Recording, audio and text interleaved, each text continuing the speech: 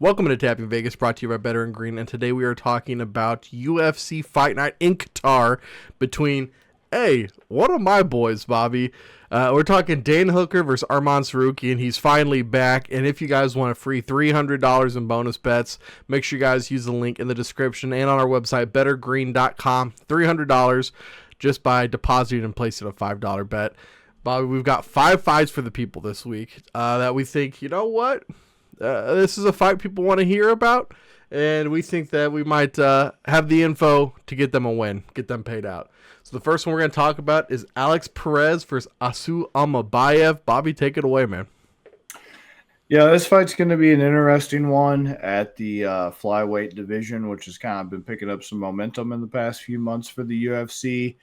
Alex Perez is primarily a guy who wins the majority of his fights by decision, about 48% of his wins, according to Tapology.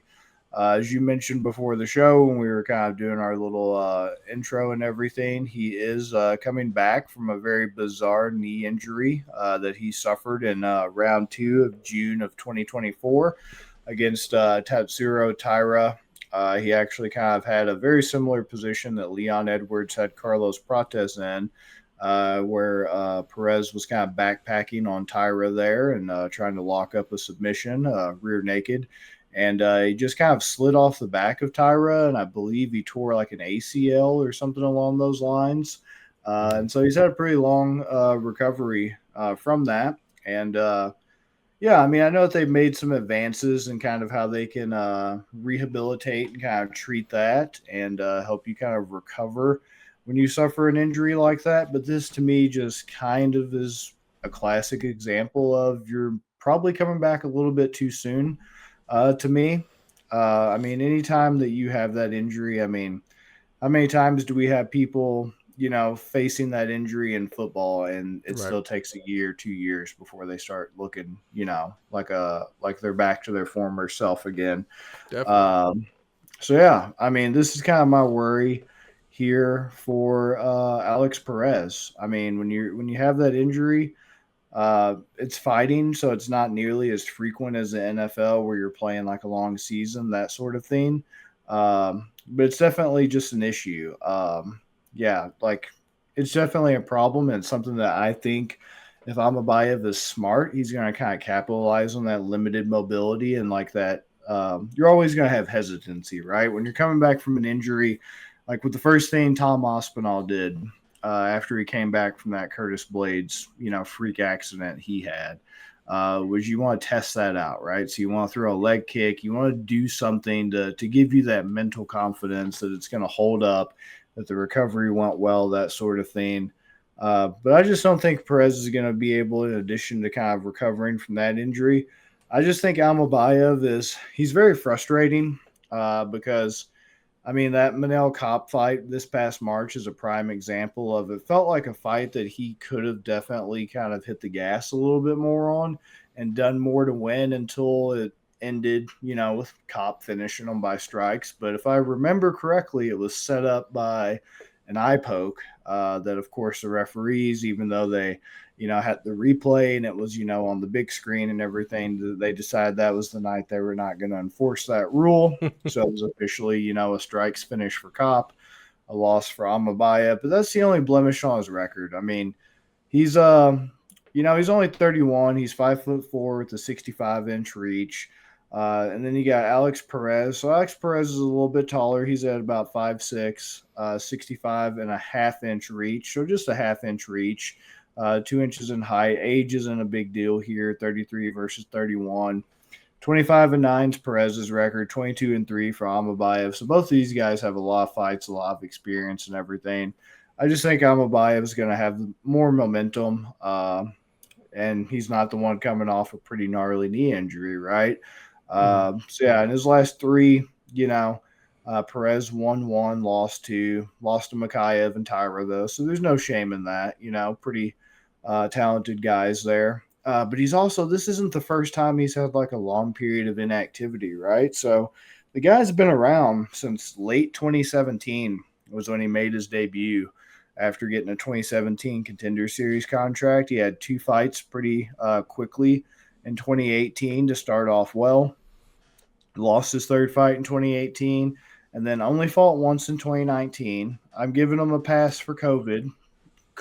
Funny enough, he was more active in 2020 with a global pandemic than anything else because he Right. fought 3 times in 2020 with the world being shut down and then didn't fight again until 2022 when he somehow had a fight with Pantoja, which he lost, just absolutely got crushed round one rear naked, and then didn't fight again in the UFC. He had a grappling match only in 2023 for his only contest of 2023. And then 2024, he came back and only had 2 fights. And then, well, 3 fights counting Tyra, which was ending in injury. So this is a guy who's been so inactive for so long that does not do you any favors in this organization. You get rusty. He's already got the rust coming off almost over a year layoff with injury. I just like Almabayev. I feel like it's a little bit too good to pass off based off the ring rust, the injury, just kind of his trajectory of where he's potentially going to be going here. Almabayev, I'm just going to kind of count that loss to Kopp as like Kopp's a good fighter, and it was an unfortunate ending that should have been looked at a little bit closely. But as we know in the UFC and when it comes to reffing, it's complete toss-up regardless of rules, but that's its own kind of story. And especially at the odds I'm getting it right now, you got Alex Perez as a plus 160, Almabayev's a minus 192. I feel like Almabayev should be a little bit higher, of a favorite, more heavy of a favorite. Mm-hmm.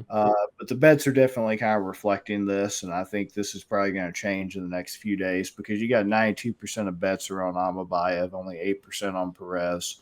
The only way you can make money off of this is if you choose an Almabayev method, which, I mean, I don't know if I'm going to get that crazy this early because, I mean, Almabayev's pretty split with how he wins, roughly 41% by sub, 45 by decision. So sub decision, not really a KO guy. I mean, he's only got 14% of wins by that. So I don't know if I'm going to get that crazy that early, but you got Almabayev sub by itself at plus 350, decisions only plus 110. But I think for now, I'm just going to take Almabayev money line. What are your thoughts? Yeah, I think you hit pretty much all the best points there. I liked Perez. I picked Perez to beat. I already forgot the guy's name again. The Japanese fighter. Tyra. Yes, Tatsuro Tyra. Unfortunately, that one ended in the injury. I was liking the arc that Perez was on because I also thought that fight against Makayev, I thought he looked really good. And that went to decision. And I thought it was possible that he won that fight. Like, he looked pretty good. I'm not the highest guy on Almabayev, so it would be easy for me to take Perez here and overlook, like you said, the injury, the time off. I thought that was also really funny, too, about the 2020. That was the last time he had back-to-back wins was in 2020. So I have to look at the betting splits, right, to see, please let there be some like sharp action coming in on Perez. So maybe they could tell me it's time to hop back on. Like you said, 92% of bets on Almabayev, 91% of the money. So only 1% of sharp money coming in on Perez at the plus 160. I'm a little surprised this line, with how lopsided the betting is, isn't a further split. That is the only thing that worries me. Because I think if Almabayev was minus 250, minus 300, we would be seeing much closer, I think, to a 50-50. But maybe this is just one of those fights that Vegas, coming off of that huge card they just had, thinks, you know what, there's not going to be a whole bunch of money on this one. So they could take the loss paying out 1-2 odds. So, yeah, I think I'm going to be with you here on Almabayev money line. It's a nasty one, but I think if you're being safe and you want to make some money, I think that's definitely the way to go in that fight, Bobby. Yeah, definitely. I agree for sure. Let's talk about some of these main card fights now. We got Jack Hermanson versus Mitabek Oralbai. The caveman. That dude. Ooga booga. Ooga Pooga. But he is a dangerous fighter. Absolutely. He's very talented. Minus 245. Bobby, this might surprise some people. I'm going to go Hermanson here. I'm going to take the Hermanson money line. This is my thought process. He did Miedebeck Orlby is definitely the more dangerous fighter. So if this fight ends in a finish, it'll be via Orlby. So I think that's how you take this fight. You take Hermanson, money line, or decision, or you can take Orlby, KO, sub, double method. But Rebecki beat him up, man. Rebecki swole his eyes shut just about, beat him to a pulp. I think he won in a unanimous decision there against Orlby. So you get a talented striker like Jack, and also everybody's really down on Jack for good reason. You know, he just got flatlined by RoboCop, but RoboCop's got a lot of power. I don't know if Orlby has that type of power, but Orlby, I would say, is a better grappler than RoboCop. Jack Hermanson, if he can keep this a striking affair, I really think he could win this on points, Bobby. I don't think he's as bad as he's looked. We just got to remember, too, he's like 2 fights off of beating Joe Pyfer. And Ooh. that was one that we were very... Yeah, I thought Pyfer was going to put that man in a body bag, like his nickname. Absolutely. We did, and we should have, because of everything that we saw. But Hermanson was able to keep it a striking affair, avoid the big shots. At plus 200, I think it's good enough for me to take, Bobby. And then if I'm looking at the money percentages, 88% of bets on Orlby, 83% of the money. So I'm getting a little about 5% sharp money on Jack Hermanson, only 12% of bets. I'm fading the public. I think I like this way more than I should, but I really like Hermanson this week. Yeah, the curious case of Merceltech or Orlby, right? Like, so Yeah. you're saying you're not going to be giving oral for Orlby? That's what you're telling me right now? That's what I'm hearing.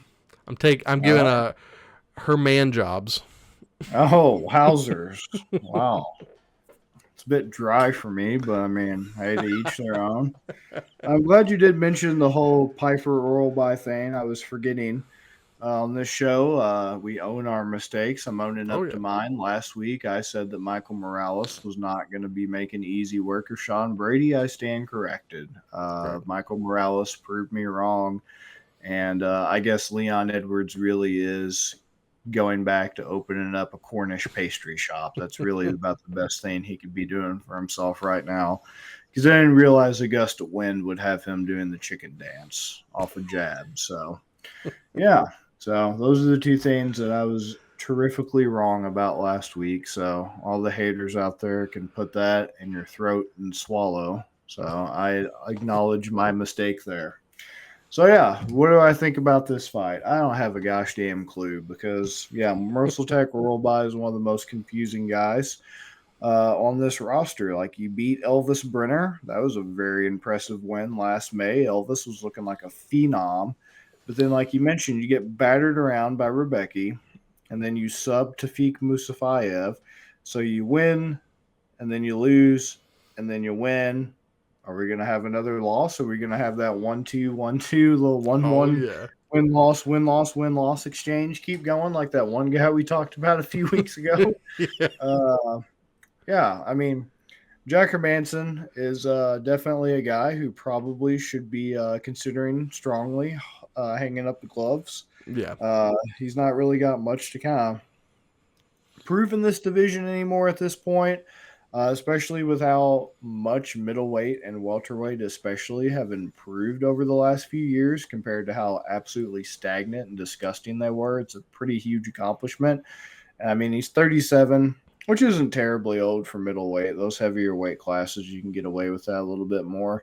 But, I mean, he's got 24 fights that he's won, 9 that he's lost. So he's got that wear and tear. Like you said, I don't really – count Gregory Rodriguez getting knocked out by him this past June, whatever. Right. It is what it is. Yeah, we both were kind of wrong about the Joe Pyfer thing. I'm still shocked. Even talking about it, I'm still shocked. Viddyoze KO TKO on him in 2022. That was when Viddyoze looked amazing. How the hell did he beat Chris Curtis? That's crazy. Jack Hermanson beat him. Yeah, I'm going to be with you on this. I think it's just too good to pass up.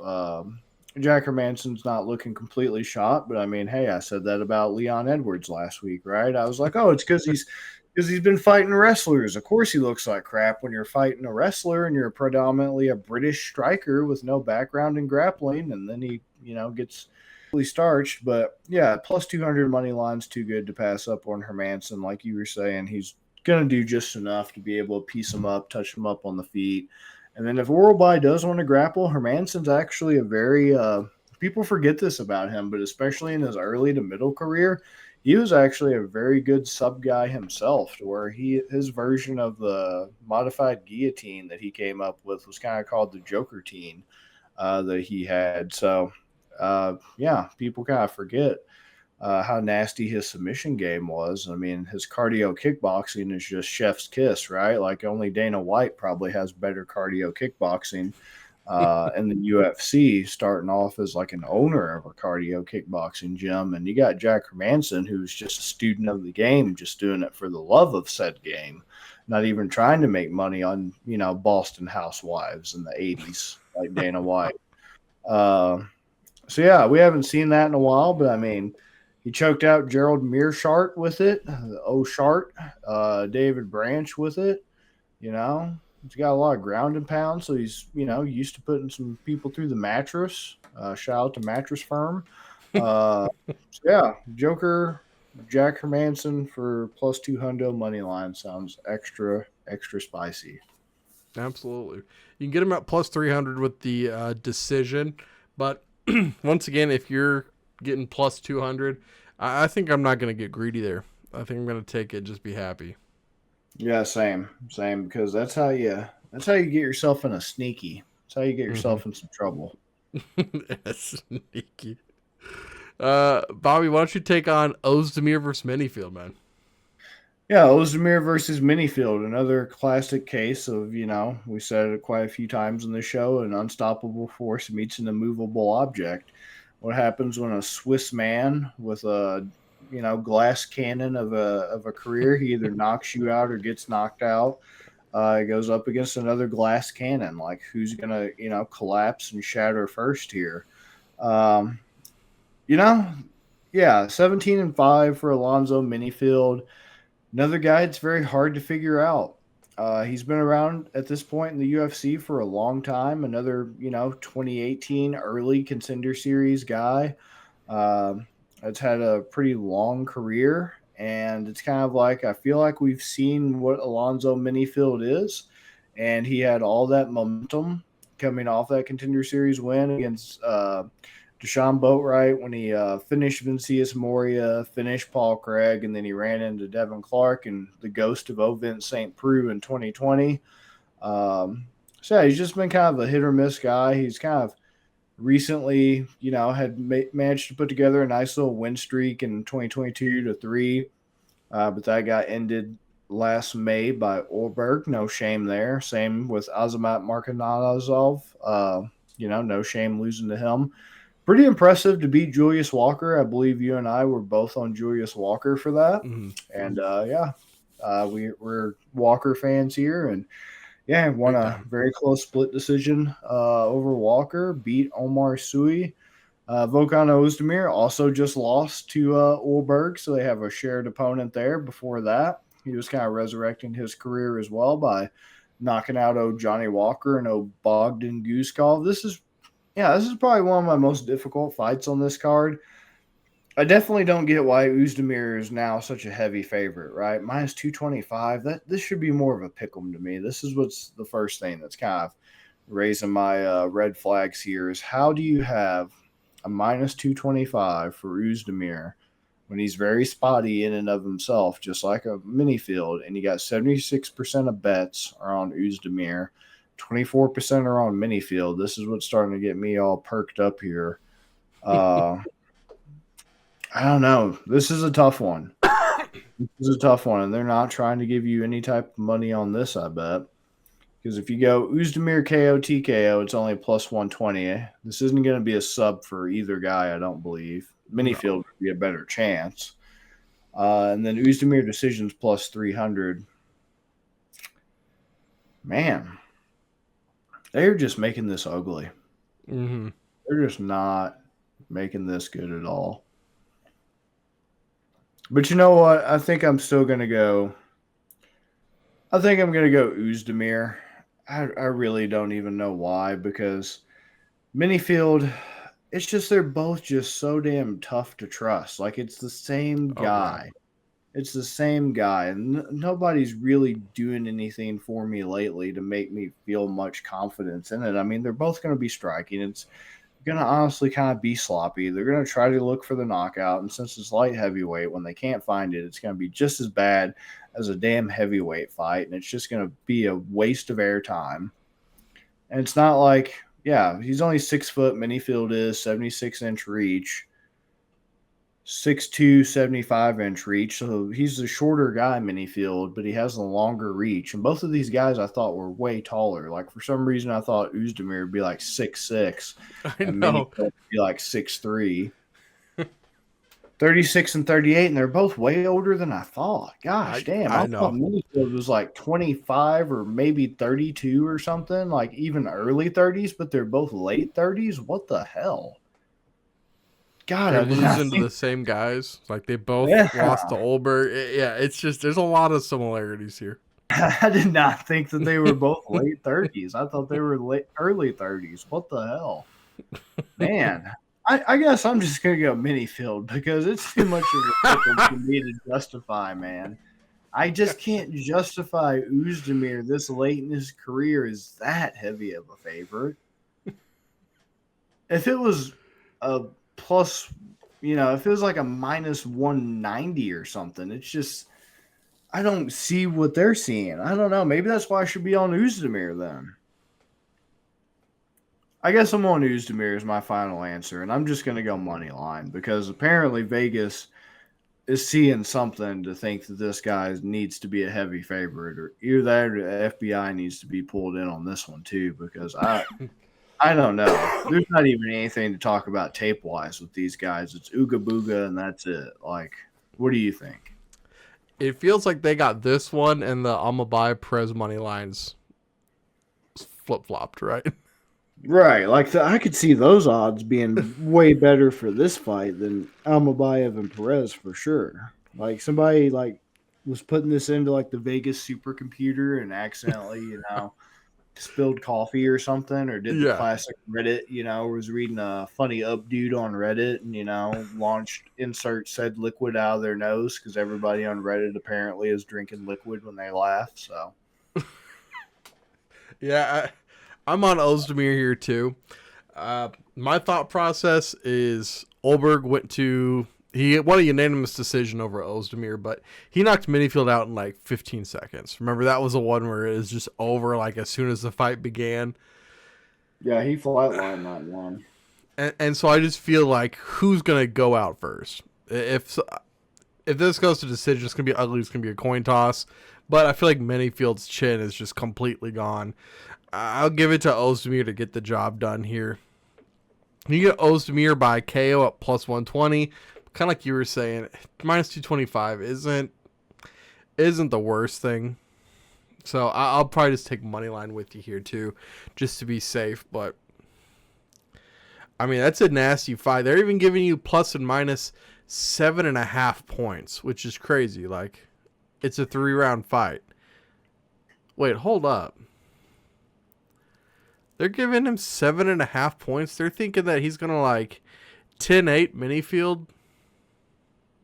I mean, they're probably thinking if it does go to decision, yeah, it's probably gonna be, uh, yeah, it's probably gonna be Uzdemir just pitter patter, yeah. Still though, like 7.5. That's a lot of points for a 3-round fight between two guys that we feel like it's pretty close. 7.5, man, that's crazy. Like it's not even like Hermansson's 3.5. They're giving him 7.5. Dude, they might be talking to Uzdemir about this one. Or Minifield, I should say. They might be telling Minifield, hey, get pitter pattered to a decision. Yeah, that is weird. Yeah, I will. I'm gonna stay on Ozdemir money line, but you and me are keeping an eye on this one to see what happens. Yeah, yeah, for Especially sure. if it goes to decision. Uh-huh. All right, hey, there's 2 open investigations against the UFC right now. Right. Yeah. FBI and Tapping Vegas. Hey, FBI doesn't have a YouTube channel where they're gonna blow your shit up though. Dude, let's hope not, man. Hopefully the FBI's not on there. They say some YouTube channels of the FBI getting information about like gangs and shit, but Okay, well maybe they are on here. They said Dusky killed Wooski from 069 Lint Liquors in the fall of 2012 when OD and Big Mike were present at Little Mike's funeral. Man, I'm glad I get to start this one because this is probably the one I feel the best about. Bilal Muhammad versus Ian. My balls hurt Gary. Dude, I like Bilal here. I actually do like Bilal here at plus 220. Looking at the money splits here, 25% of bets on Bilal. Sharp movement, 14 extra percent, 39% of the handle on Bilal Muhammad. Gary's not a huge finisher. I mean, he's kind of just like a zestier Bilal Muhammad. I'm going to hug you and put you against the wall. So this is going to go to decision. Bilal, I think he's the better grappler. I think he can control this fight better. So I think he's going to control it. And it'll be close enough on the strikes that I think Bilal gets a decision victory here. So give me Bilal Muhammad at the money line plus 220. And this is probably my favorite pick of the card, man. I swear. Yeah, so I'm pretty much in lockstep with you on this. The main things that concern me would be the age. Bilal's 37. He's another guy just like Ozdemir and Minifield. You're thinking, oh, Bilal's probably in his early 30s. He's got a good amount of career left now. Dude's 37. So that's a little bit concerning, especially since he has so many more fights than Gary. Gary's in his late 20s, kind of like the prime of his fighting career. And then I was thinking the height and reach was going to be a pretty significant advantage for Gary, but I mean, Gary's 6'3", Bilal's 5'11", so not much luck on Tinder for Bilal. But I mean, overall, the reach for Gary is listed as only 74 inches on UFC. And then for Bilal, I believe it's 72. So not nearly as much of a crazy reach advantage as you would expect with a guy kind of built like Ian Gary to have. Because, I mean, if he does strike with Bilal, I'm kind of worried about Bilal, if he's not able to initiate those takedowns and things of that nature. But, I mean, Gary loves the clinch. And if Gary's going to get in the clinch on Bilal Muhammad, that's just a recipe for his own doom. Because that man loves to wrestle up against the fence and get a little skin to skin. You know what I'm saying? A little skin to skin contact there and drop it a little bit low. He likes clinching. That's for sure. He likes clinching up. He likes putting that forehead on some belly buttons and whatnot, getting a little tummy time, getting a little close to some areas. Let's just say that. And it looks like he's really enjoying himself though when he does that. So hey, good for him for having fun in there. Yep. In the middle of a fist fight, if you're still out there, having some fun, then the student of the game. Whoa. But yeah, hopefully it doesn't go that way. I mean, I know Bilal lost to Jack, and everybody now thinks Jack's just shot because he lost to Islam, but that's still not a bad win. And Jack is still a phenomenal fighter, and I think we're going to see that in his next few fights until he works his way back up to that belt again. But it's a dangerous pick because of that age, because of that striking that Gary does have, which is obviously there's very few people in welterweight that have worse striking than Bilal Muhammad. That is for damn sure. But yeah, like you were saying, I mean, Bilal's kind of used to this, right? He's used to young up-and-coming guys who are primarily strikers who have a height and reach advantage over them, trying to play that game. And Ian Gary, to his credit, I can admit when I'm wrong. He was a guy that it's kind of surprising that I'm on, respecting Ian Gary's talents, because for a while I was doubting it like Michael Morales. But I've come around to it, and I can admit I'm wrong on this too. It's a very dangerous fight for Bilal, especially when both guys know just what to do, just enough to both be able to eke out that decision. It's got a recipe for either fireworks, funny enough, because they just want to defy that, or yeah, it is going to be as bad as advertised. But sure, until I could potentially get proven wrong, funny enough and ironic enough, since Leon Edwards was the guy that we picked last week and he looked shot. And the last, big challenge Bilal had when he got the belt and ended Leon. He was the guy to kind of start Leon's demise. Yeah. What if he ends up like Leon, excuse me?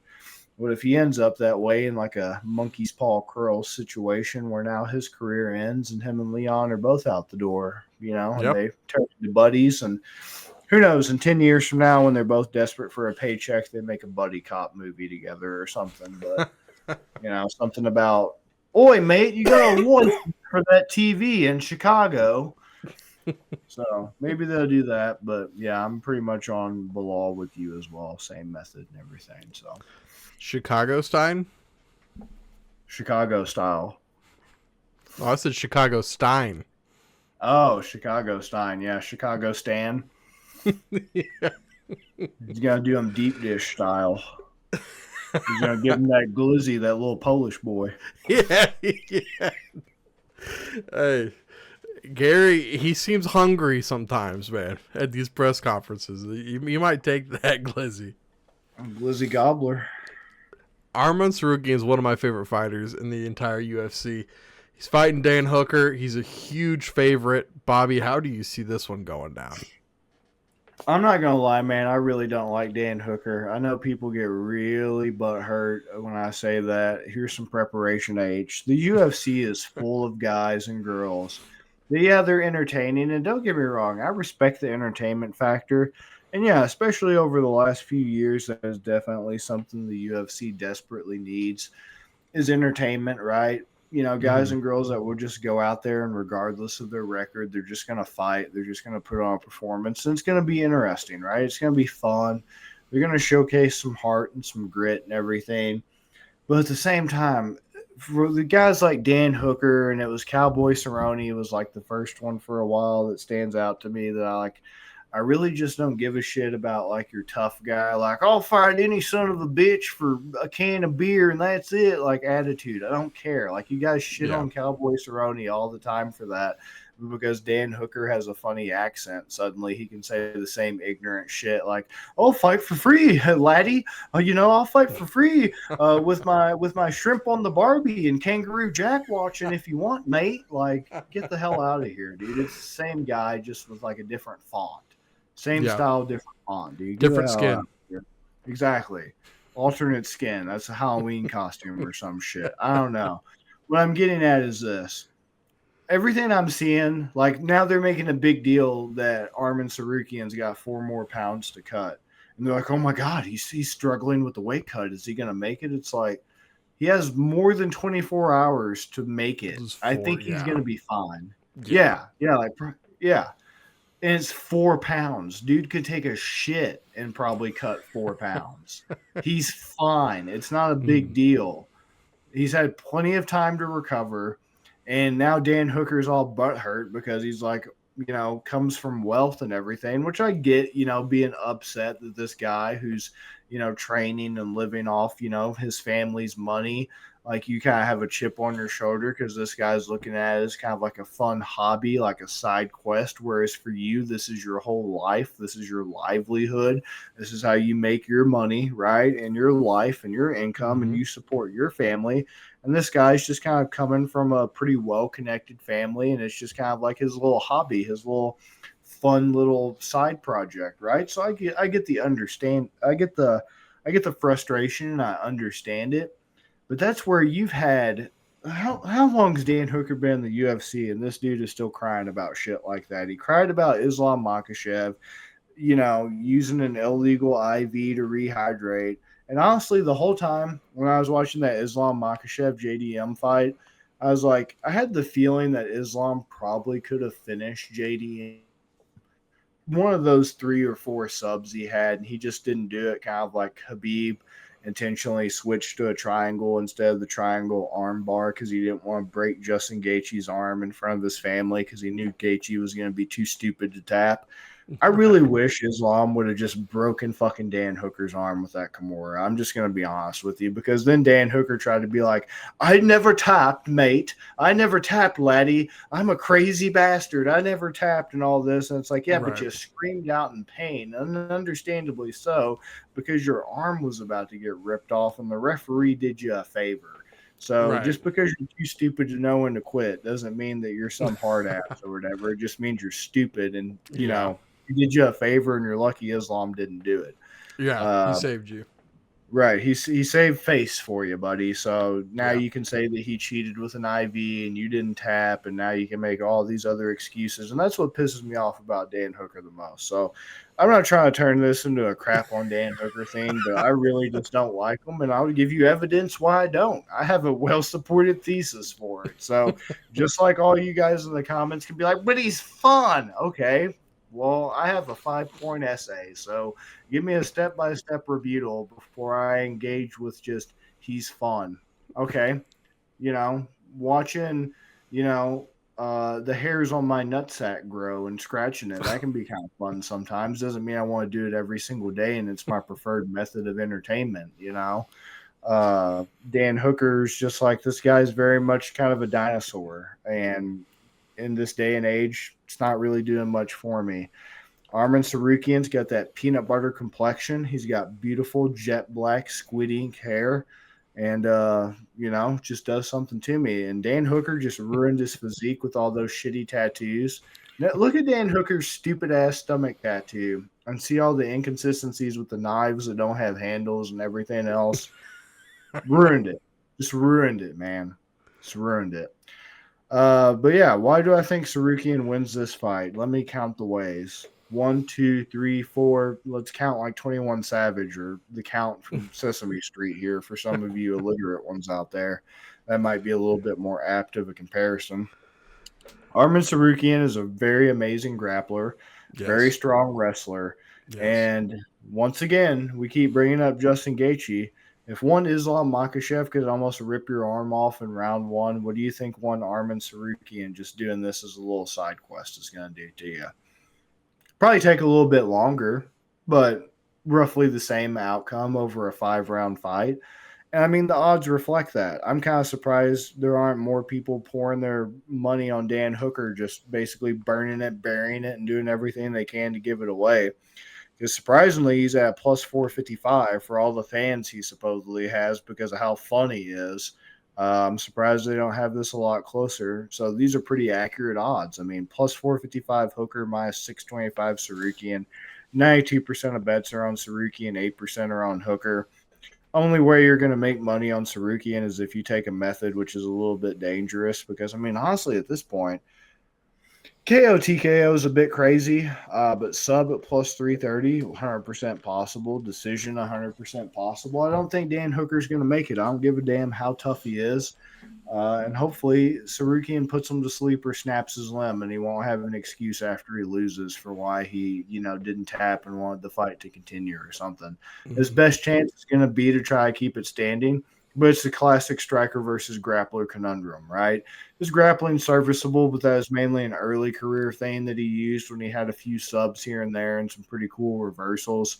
He's primarily been what he's been for the past few years, which is just a sloppy, just technician, whatever he wants to call himself, type of brawler who just forces you to dig deep, mate, and make it bloody awful, or whatever the hell he says. He gets all of you guys beaten off, dry rubbing it, thinking it's so profound or whatever. But all Tsarukyan needs is one takedown. He's just like Marab. He's just like Habib. He's just like Islam. All these other guys. Yeah, you can defend 9 out of 10, but you're going to be tired by the time he finally does hit that one, and that's all he needs. And before you know it, next round he gets one. Next round he gets one. But each time you're spending the rest of that round on your back, where you're getting submitted or you're getting put through the mattress and you're drowning. And I don't care how tough you are, you're going to get tired, and you're at least going to you're going to lose. So the best case scenario for Dan Hooker would be to survive the decision, but hopefully Tsarukyan doesn't let him do that. So I'm with Tsarukyan all the way. What do you think? I agree 100%. I'm just I don't dislike Dan Hooker. I'm just very indifferent. And Right. as much as I like Tsarukyan, I just think he's really, really good. Was in danger against Charles Oliveira, but I think Charles Oliveira, I mean, obviously, I was about to say, I think he's good.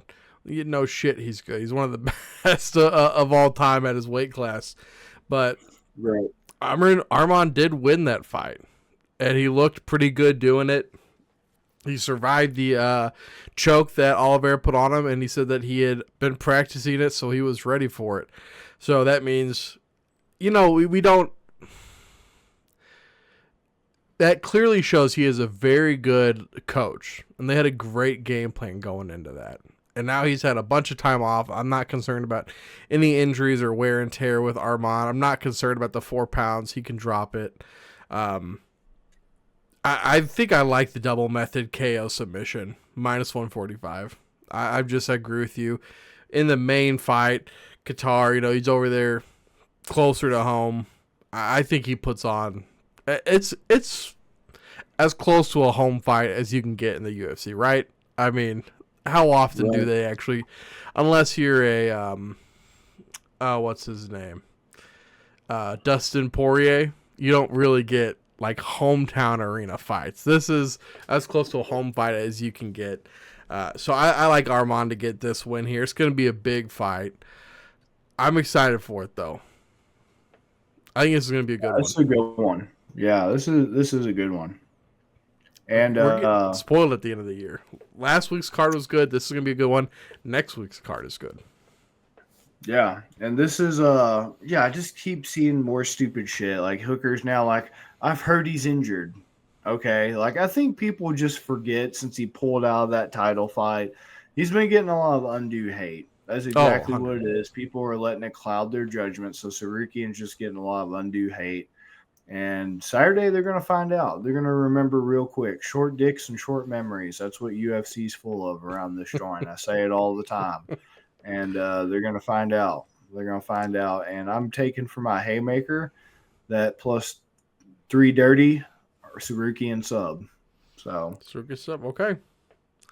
I like it, man. I like it. We always give you guys one big plus money bet at the end of the show. To try to help get you guys paid out that extra little bit. There's Arman Tsarukyan by sub plus 330. I like it, man. I really do think Tsarukyan wins this one. All of the hate and everything that Tsarukyan's been getting, none of it is related to his action in the cage. You notice It's all like external stuff. Right. And it's wishing. It's wishing that, hopefully he's hurt. Hopefully he's struggling with the weight cut. Well, wish in one hand and take a dump in the other. Which one fills up faster?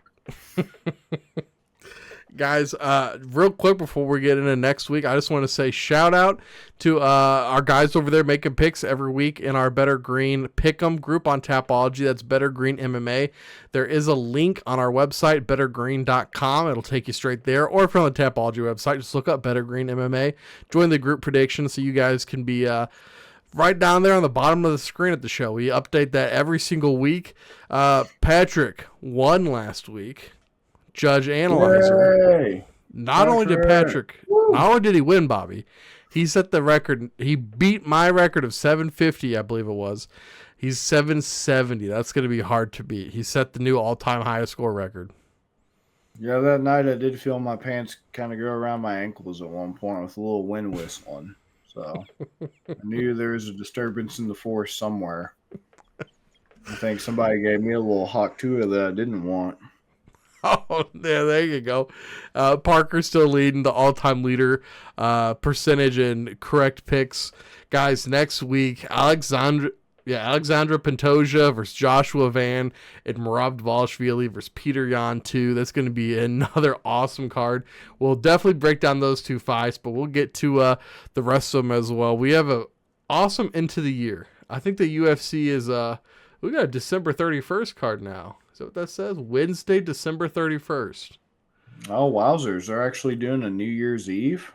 That's what this is showing. Oh, there's no way. No way. Usually that's what the Japanese promotions do. I don't know why this is saying Wednesday, December 31st. It says this card has Kayla Harrison, Amanda Nunes, Aspinall gone, Topuria Pimblett, Hamzat Imavov and Hamzat Baralho. Yeah, there ain't no way. They're not doing that. Yo, Somebody's Hamzat's making fighting twice that night? Dude, he's always wanted to after he started with his COVID little career. It's quick turnarounds. But guys, we'll be back next week for that. So make sure you guys do subscribe to the channel so you guys get our video popping up in your feed. We'll see you guys next week. Peace, guys. Peace.